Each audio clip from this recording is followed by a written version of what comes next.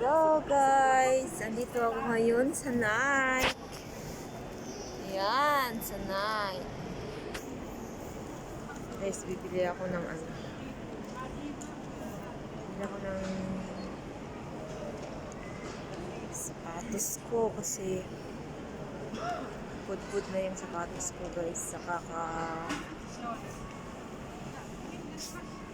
kakalakad everyday. Ayan. Ayan yung mga Nike guys. This one.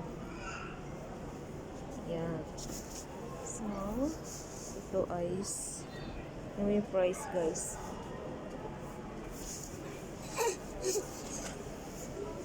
Yung mga price 1,000. Seryoso. Magkano na yun sa Pinas guys? Wow! Worth 15,000. Nga guys. Pero gusto ko siya. Ayan, gamit.